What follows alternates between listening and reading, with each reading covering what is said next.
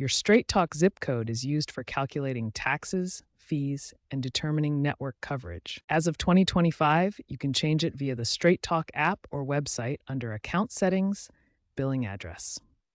A correct zip code ensures accurate billing and optimized service based on your location. Changes take 24 to 48 hours to reflect.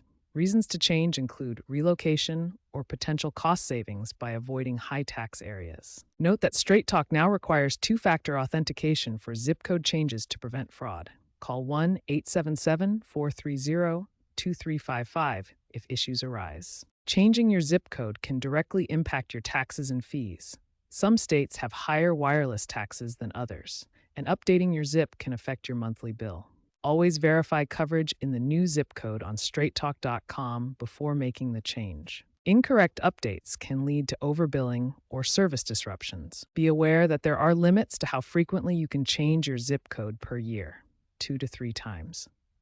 Mismatches between your actual location and zip code might result in service issues or denied activations. By 2026, expect apps to disclose tax impacts before confirming zip changes.